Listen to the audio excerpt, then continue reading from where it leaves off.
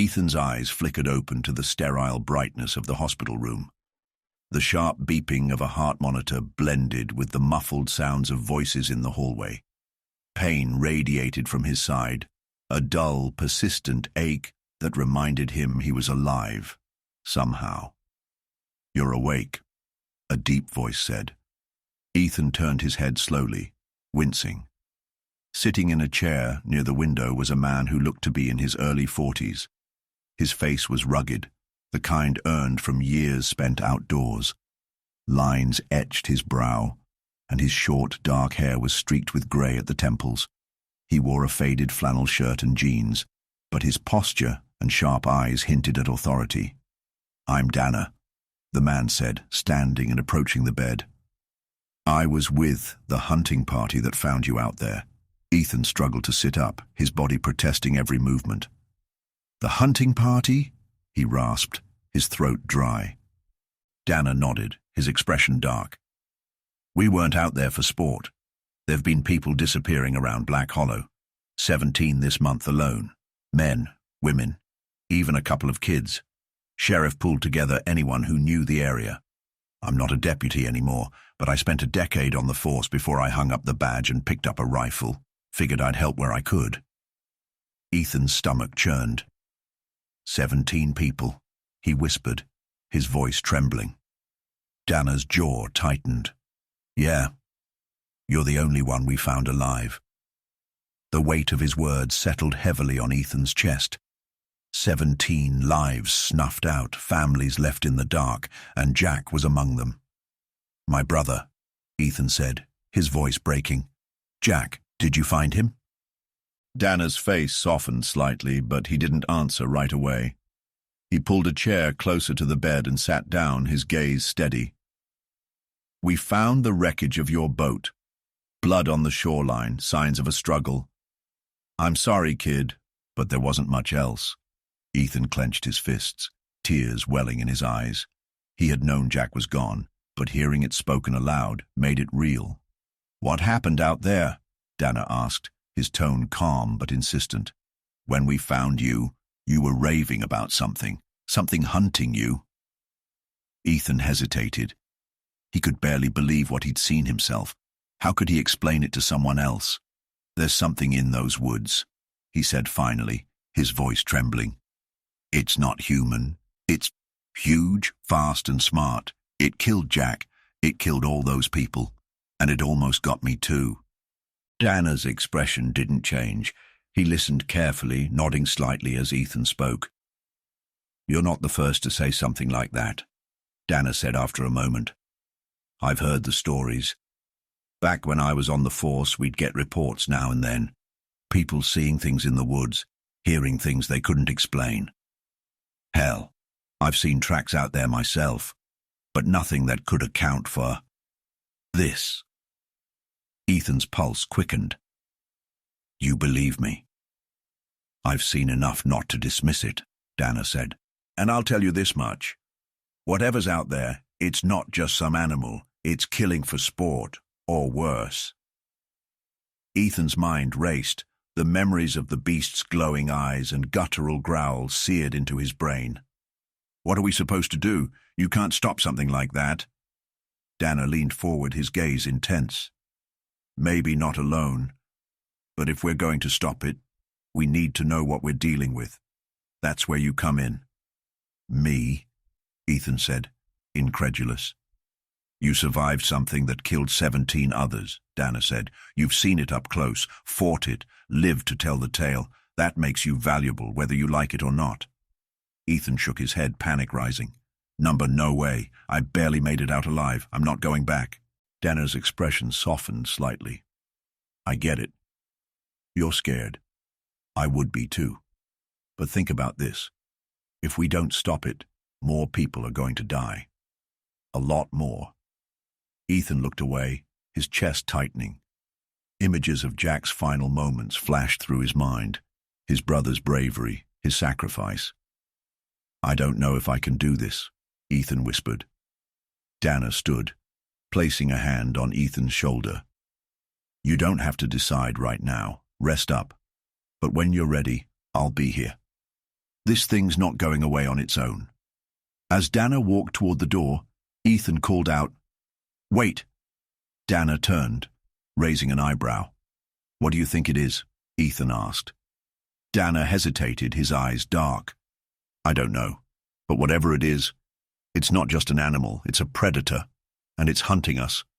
Ethan watched as Dana left, his words echoing in the sterile silence. The sun dipped low in the sky, painting the dense black hollow forest in hues of orange and shadow. Dana stood beside his horse, Stella, securing the saddle and ensuring his gear was in place. Resting against the saddle was his trusted lever-action 45-70 rifle, its stock polished from years of use. The weapon was a beast of its own, capable of stopping the largest game, and he hoped it would be enough for whatever was lurking out here. Hircine and Zeb, his loyal German shepherds, waited by his side, their ears perked and bodies tense. They could sense the unease in the air, the oppressive silence that had settled over the woods. "All right, boys," Dana said, running a hand along Hircine's back. "Let's finish what we started." Mounting Stella, Dana nudged her forward, his sharp eyes scanning the forest. The trail was faint but unmistakable. Massive tracks pressed deep into the earth, broken branches hanging like a grim breadcrumb trail. This wasn't his first hunt, but it was the first time he'd pursued something he couldn't fully explain. The rifle rested across his lap, the heavy rounds in his saddlebag rattling softly with each step Stella took. The Glock 10mm on his hip was a last resort, but Dana had learned long ago that survival often came down to redundancy. As the sun disappeared completely, Dana lit the small flashlight mounted on his rifle. The beam cut through the oppressive dark, revealing the path ahead. Suddenly, Zeb froze, his nose to the ground. Hircine growled low, his hackles rising. Dana dismounted, looping Stella's reins around a low branch. "What is it, boy?" he asked, crouching beside Zeb. The dog whimpered, his nose pointing toward the trees. Dana followed his gaze, his grip tightening on the rifle. A low rumble rolled through the forest, so deep it seemed to vibrate the ground beneath his feet. "Stay close," Dana whispered, his voice barely audible. The rustling of leaves broke the silence, and a massive shadow moved through the trees. The beam of his flashlight caught a glimpse of fur, dark, matted, and impossibly large. The beast stepped into view, its glowing eyes burning like embers in the darkness. Dana raised the rifle, steadying it against his shoulder. "Let's see what you've got," he muttered, squeezing the trigger. The 45-70 barked, the recoil slamming into his shoulder. The bullet struck the beast square in the chest and it staggered back, letting out a guttural roar. But instead of fleeing, it lowered its head and charged. "Down!" Dana barked, and the dogs leapt to the side as the beast closed the distance. He worked the lever, chambering another round, and fired again. The shot hit the beast's shoulder, splintering bone and spraying blood across the forest floor. It roared in fury but didn't stop, its claws swiping at Dana with terrifying speed. Dana rolled to the side, the beast's claws missing him by inches. He fired again, the third shot tearing into its leg. The creature stumbled, but stayed upright, its glowing eyes fixed on him with unrelenting malice. Hircine lunged, sinking his teeth into the beast's arm. Zeb attacked from the side, his jaws clamping onto its leg. The beast howled, swatting them away with brutal force. "Hircine, Zeb!" Dana shouted, panic flaring in his chest as the dogs yelped and hit the ground. The beast turned back to him, blood dripping from its wounds but its strength undiminished. Dana worked the lever, his hands moving on instinct. But before he could fire, a chilling howl echoed through the woods. The beast froze, its head snapping toward the sound. Another howl followed, deeper and more guttural. Dana's blood ran cold as the realization hit him. It wasn't alone. In the distance, shadows moved between the trees. More glowing eyes appeared, cutting through the darkness like twin flames. "Damn it," Dana muttered, grabbing the dogs by their collars and hauling them onto their feet. He scrambled onto Stella's back, spurring her into a gallop. The mare needed no encouragement, her instincts telling her what Dana already knew. This was no place for them to be. Behind him, the forest exploded with noise.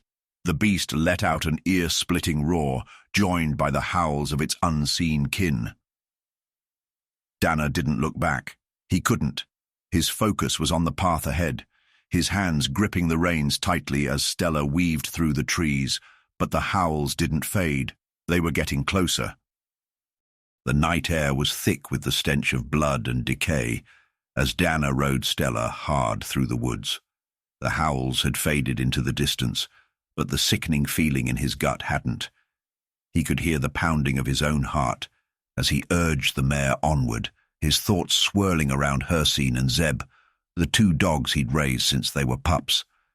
They had been his partners, his companions in every hunt, and now they were gone. He knew he couldn't afford to think about it. There was still work to be done. But every mile he put between himself and the beasts that pursued him was another mile further from the friends he'd lost. As he broke through the trees into a small clearing, Danner saw the flicker of a light up ahead. His flashlight beam pierced the night, landing on a small cabin, one he vaguely recognized from his previous hunts. But something was wrong. Stella whinnied in alarm as Danner halted her. The clearing was eerily silent, and the air had a cold edge to it. "Hello?" Danner called, his voice hoarse with the exhaustion of the hunt. No answer.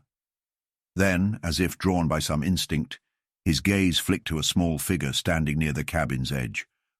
A girl, no older than 14, with dirty, matted hair and eyes wide with fear. Her clothes were torn, and her face was smeared with dirt and blood. She was clutching something to her chest, but Danner couldn't make it out in the dim light. "Hey!" he called out again, more urgently this time. "Are you okay?" The girl's eyes flickered toward him, her lips parting, but she said nothing. She only stared, as if too terrified to speak. Danner's instincts told him this wasn't just some lost child. There was something in the way she looked at him, something far too knowing for her age. He dismounted, leaving Stella behind, and cautiously approached the girl. "You're safe now," he said gently, though his voice felt strained. "My name's Danner. I've been hunting that thing, whatever it is, that's been killing people around here." The girl didn't move, her eyes fixated on him, wide with a mixture of fear and recognition. Slowly she lifted her arms, revealing a small bundle wrapped in cloth. "Please," she whispered, her voice trembling. "It killed them.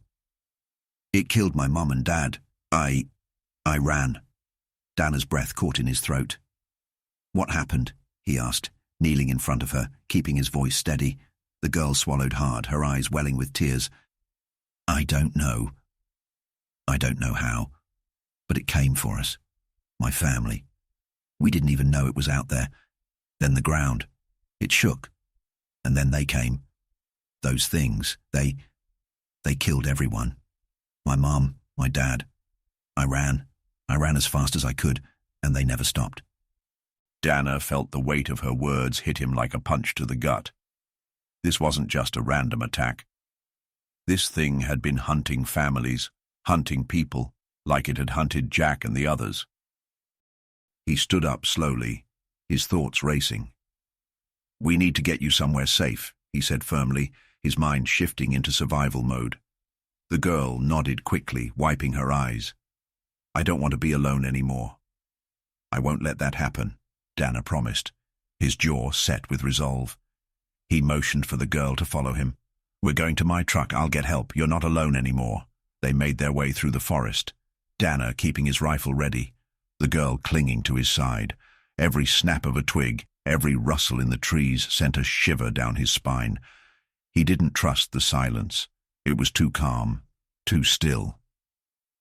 When they reached his truck, Danner quickly started the engine, the low hum of the motor reassuring him, at least for the moment. He turned to the girl, who was still staring out the window, her eyes haunted. "Do you know where your family lived?" he asked, trying to keep her distracted. She nodded faintly. "Down the road, near the old sawmill." Danner's mind flashed back to the logging camp, to the place he had found the first signs of the creature. The connection was too close for comfort. "I'm going to take you to safety first," Dana said, glancing at the girl. "Then I'll go back." The girl didn't respond, her fingers twitching as she hugged her knees to her chest. Just as they were about to pull out of the clearing, a shadow moved in the trees behind them. Dana's eyes narrowed, and he slammed on the brakes, his hand instinctively reaching for the rifle beside him. Out of the corner of his eye, he saw it, massive, dark, and moving fast. The first beast, the one that had killed Jack, charged from the shadows with terrifying speed, its glowing eyes fixed on the truck. Without thinking, Dana threw the door open and grabbed his rifle, working the lever to chamber around as he raced to meet the creature head-on. The beast bellowed, its growl shaking the air, and then it was upon him, claws slashing through the night. Dana fired, the rifle kicking hard against his shoulder. The shot hit the creature in the chest, but it only staggered. Another shot rang out, and this time the beast stumbled back, blood spraying from the wound. It growled, its eyes narrowing as it bared its teeth. Then, in a final, desperate act, it lunged, straight for Dana. He fired again. This time, the shot landed perfectly in the beast's throat. It gave one last, terrible roar before collapsing to the ground, its body twitching once before going still. Dana stood there for a moment, breathing heavily, the smoke from the rifle still hanging in the air. The first beast was dead, but Dana knew this wasn't over, not by a long shot. Dana stood over the beast's massive, lifeless body, his breathing heavy as he let the lever-action rifle hang at his side. The creature's blood pooled around it, soaking into the dirt like ink into paper. It was dead, finally. But Dana didn't feel victorious. There was no satisfaction in this kill, only the cold certainty that it was far from over. As he turned back toward the truck, where Emily sat clutching her knees to her chest, his mind drifted to the long path that had led him here. Dana wasn't a military man, though many had mistaken him for one over the years. His confidence with a weapon, his unshakable calm under pressure, and his knack for tracking made him seem like he'd been trained in the ranks of some elite force. But the truth was simpler and harder. He'd been raised on a sprawling cattle ranch in Montana, where the air was always sharp with the scent of pine, and the land stretched far enough to make a boy feel like he'd never find the edges. Life on the ranch was hard, but it taught him everything he needed to know. By the time he was 10, he could handle a horse better than most adults. By 13, he was hunting elk and fending off the occasional wolf that threatened their livestock. His father had been a hard man, stern but fair, and he'd believed that a person's worth was tied to their ability to survive. Dana learned early on how to fix fences, break horses, and shoot with precision. Every skill was earned through sweat and bruises.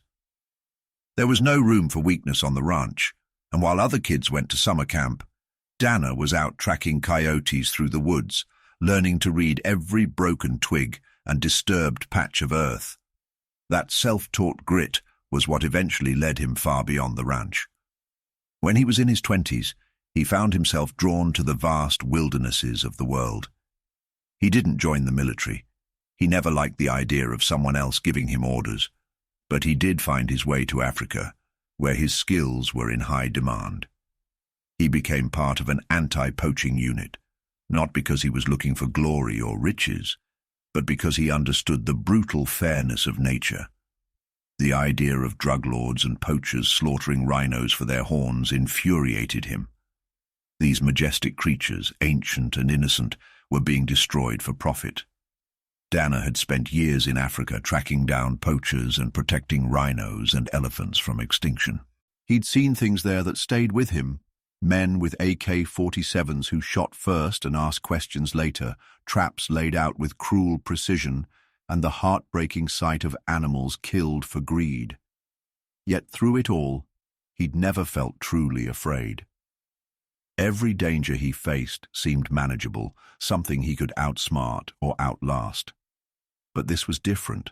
The creatures in Black Hollow weren't bound by the rules of nature or greed. They were something else entirely. Killing this first one had been a fight for his life, and he knew there were more out there. He looked down at the beast's body again, its blood soaking into the earth.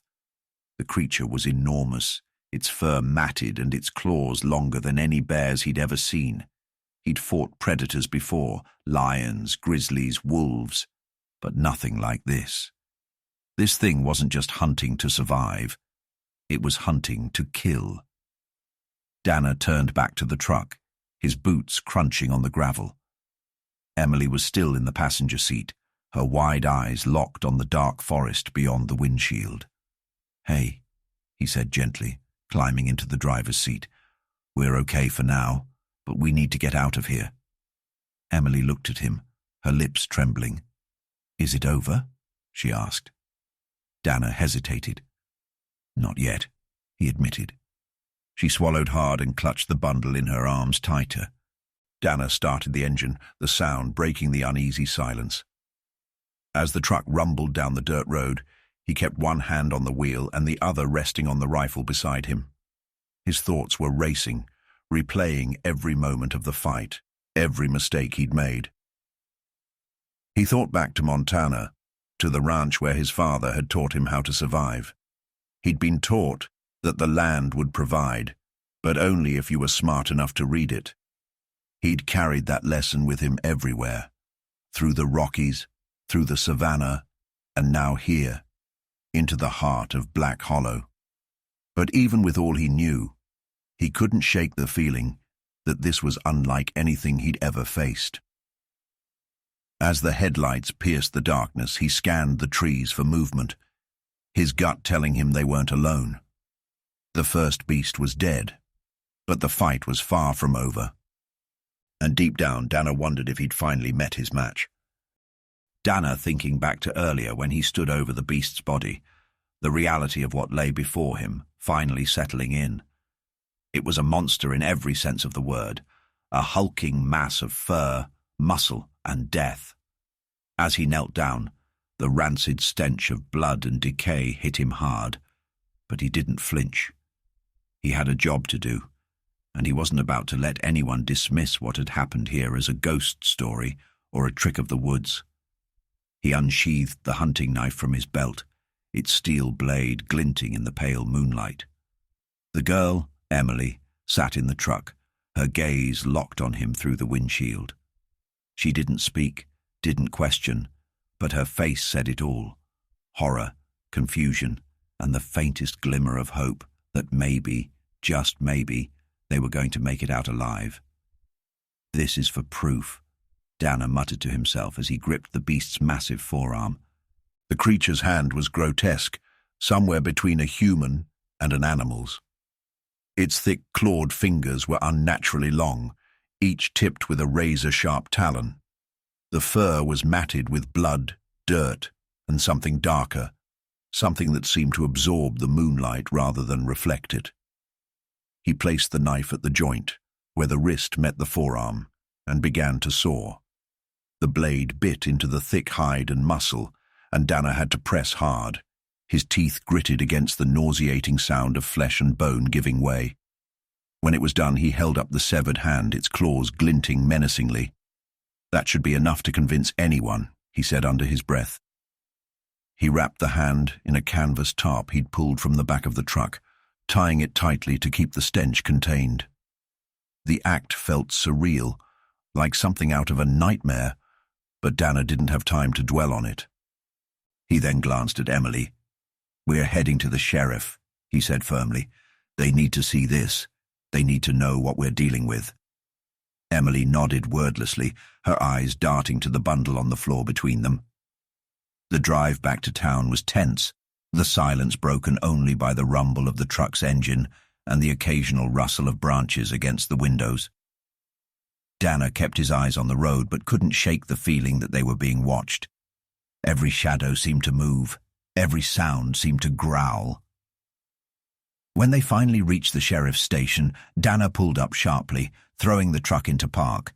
He stepped out, the wrapped hand slung over his shoulder like a grim trophy, and opened Emily's door. The girl clung to him as they walked inside. The harsh fluorescent lights of the station were almost blinding after the darkness of the woods. Deputies looked up from their desks, their faces turning to confusion and then shock as they took in Dana's bloodied clothes and the terrified girl at his side. "Sheriff Connors," Dana barked. The man himself emerged from his office, his eyes narrowing as he took in the scene.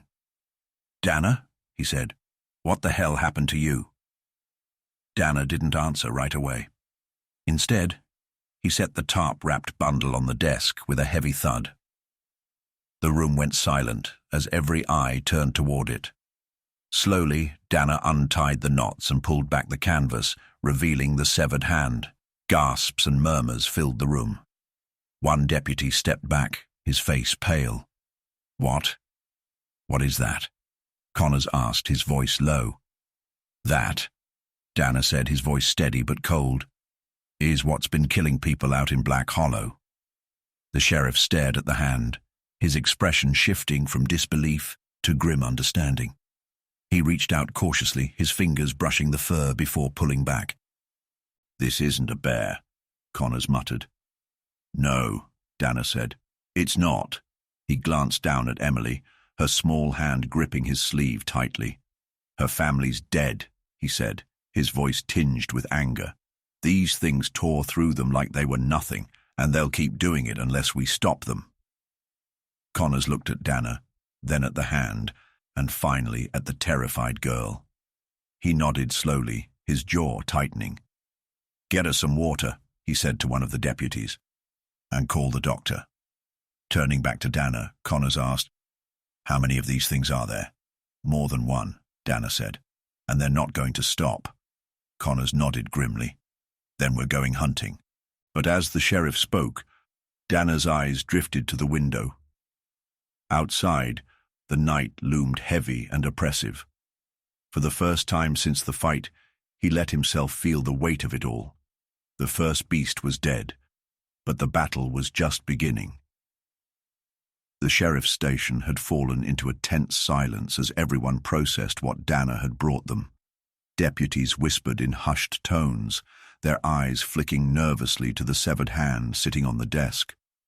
Emily sat in a corner, sipping water with shaking hands, while Dana leaned against the wall, his rifle resting within arm's reach. Sheriff Connors was the only one who seemed to keep his composure, though his jaw remained tight as he examined the grotesque evidence before him. "All right," Connors finally said, straightening up. "We need to—" A sudden crash cut him off. The sound of shattering glass filled the room as the front window exploded inward, spraying shards across the floor. The deputies jumped to their feet, some reaching for their sidearms, others frozen in shock. Before anyone could react, a massive shadowy figure lunged through the opening. The second beast. It moved with terrifying speed, its glowing yellow eyes burning with malevolence.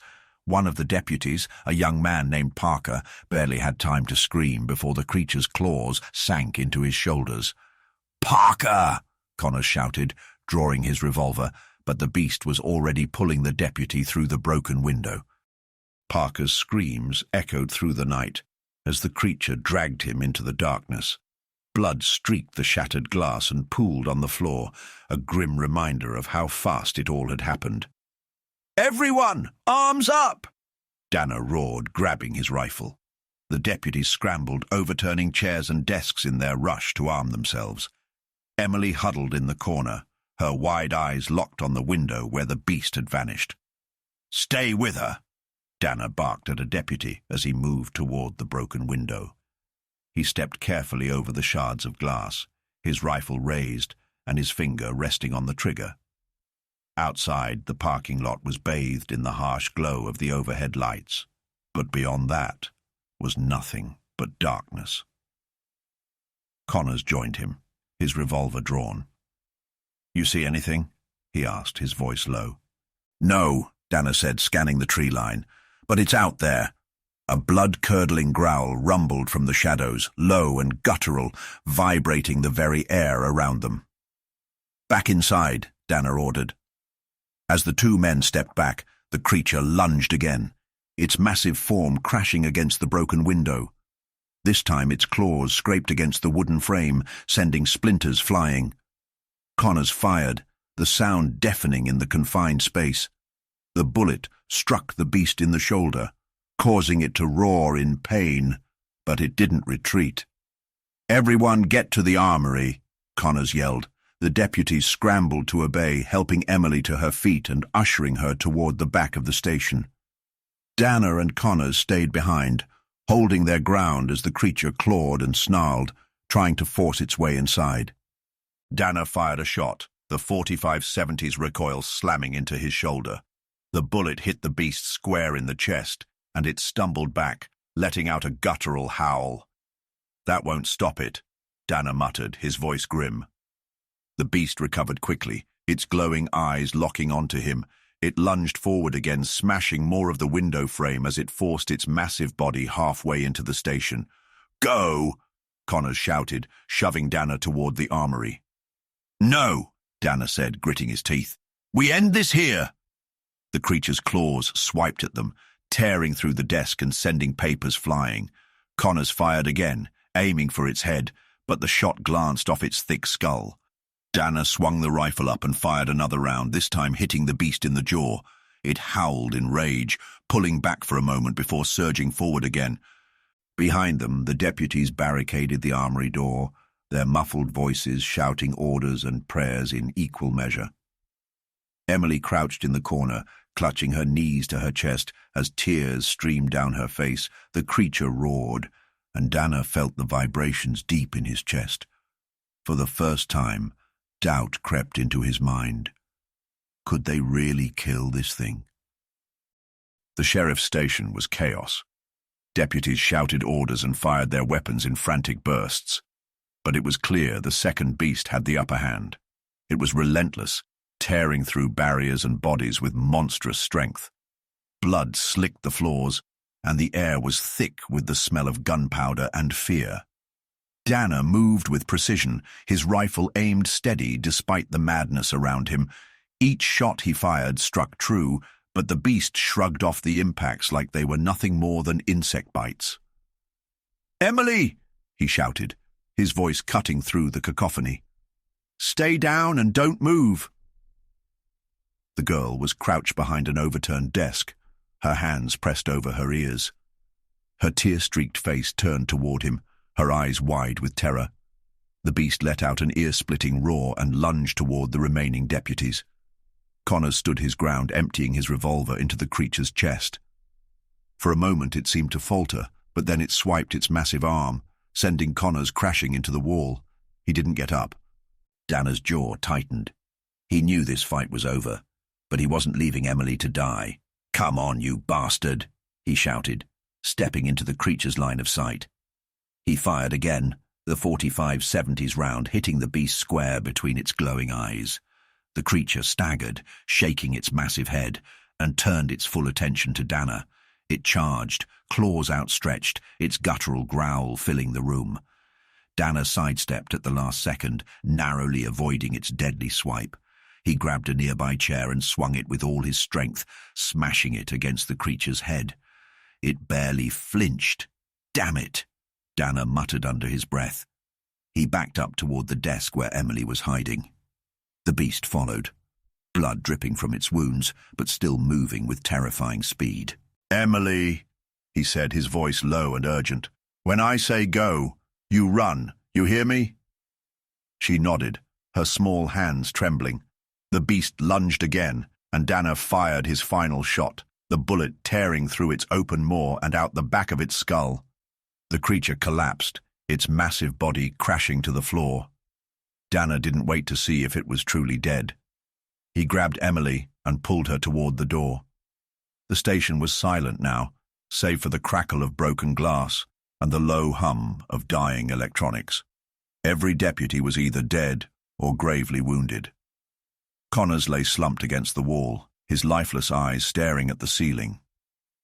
Dana gritted his teeth and led Emily outside, the cold night air hitting them like a slap. They climbed into his truck, the engine roaring to life as he gunned it down the dirt road. Emily was silent beside him, clutching the tarp-wrapped bundle in her lap. the severed hand of the first beast. Hours later, they pulled into a small, weathered farmhouse on the outskirts of town. An elderly woman stepped onto the porch, her face etched with worry. "Grandma," Emily whispered, her voice cracking. The woman rushed down the steps, enveloping the girl in a tight embrace. Tears streamed down her face as she held her granddaughter close. Dana stood back, watching the reunion with a bittersweet expression. He'd done what he could, but it felt like a hollow victory. So many lives had been lost, and the weight of their deaths pressed heavily on his shoulders. As he turned to leave, the old woman called out to him. "Thank you," she said, her voice trembling. Dana nodded, tipping his hat. "Take care of her," he said. He climbed back into his truck, the engine rumbling to life. As he drove away, his thoughts churned. The beasts were dead, or so he hoped. But the darkness that had claimed Black Hollow felt far from gone. The radio crackled, static filling the cab for a moment, before a voice broke through.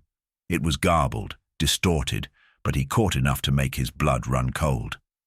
Another attack, Northern Ridge, multiple casualties. Dana's grip tightened on the wheel.